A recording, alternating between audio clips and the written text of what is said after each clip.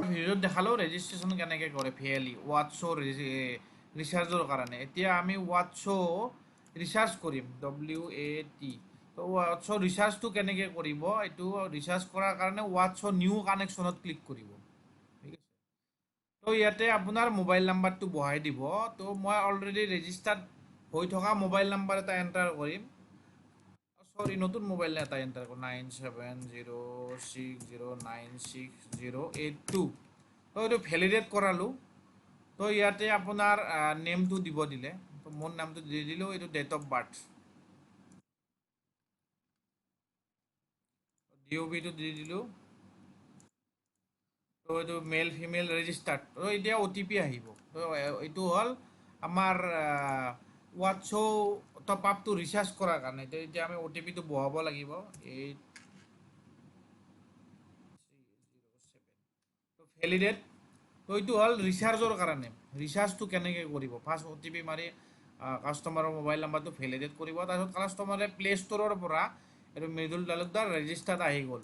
তো কাষ্টমাৰৰ এতিয়া আপোনাৰ এইটো নাম্বাৰত আপোনালোকে এইবিলাক চাব পাৰিব। ৱাটছ মস্তি এইটো আপোনাৰ এনে প্লেন হয়, এইটো মাত্ৰ 99ত পাই আছে এইবিলাক চেনেল। তো 88, তো এইবিলাক বহুত ভাল হয়। এইটো 199। তো অকণমান আগত মই এটা কৰাইছিলোঁ 99ত 80 টকা কমিশ্যন পাইছোঁ। এইটোতো চৰি 20 টকা কমিশ্যন পাইছোঁ। এইটো 199। এইটোতো মোটামুটি অলমষ্ট 40 টকাৰ ওচৰত কমিশ্যন পাব। এইবিলাক টিভি চেনেল পাব। ৱাটছ মস্তিত এইখিনি পাব। তো এইখিনি ভালে হয়।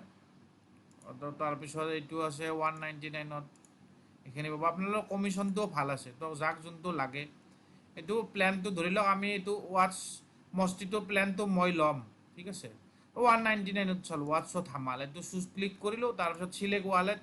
এইটো যোনটো চুজ কৰে এইটো 99ত ক্লিক কৰিলে এটা 99 আহি যাব। এইটো 99। তো এইটো আমাৰ মই এইটো ক্লিক কৰি দিম। এইবাৰ কিমান কমিশ্যন আহে গমো পাম। 199টো চাই লওঁ আমি। 169 আছে, এইটো আছে 84। এইটো 99 84 টেক্স। এইটো কমিশ্যন 19 টকা পাইছোঁ। এইটো 169ত এইকেইটা চেনেল আছে। তো এইটো আমি ক্লিক কৰিলোঁ। এইটো এবাৰ চাওক 199 দেখাইছে। পে' নাও। তো এতিয়া পে' নাওত ক্লিক কৰি দিম, কিমান কমিশ্যন আহে গম পাম। এইটো আপোনাৰ এইটো 199 161। তো আপোনালোকে 199ত কিমান কমিশ্যন পাব। আৰু অকণমান আগত 99ত 19 টকা পাইছিলোঁ। তো 199 মাইনাছ 1 TDSটো কাটটো যাব 38। ভাল কমিশ্যন আছে। তো 38 ৰুপিজ। সকলো ভিএলই এইটো আৰম্ভ কৰক, বহুত ভাল হয় ৰিচাৰ্জ। আপোনালোকৰ কমিশ্যন ষ্ট্ৰাকচাৰটো ভাল আছে। তো এইটো ৱালেট পে'মেণ্ট কৰি দিলে ৰিচাৰ্জটো ছাকচেছফুল হৈ যাব। তো সকলো ভিএলই এইটো ষ্টাৰ্ট কৰক। ভিডিঅ'টো এইখিনি। Thank U.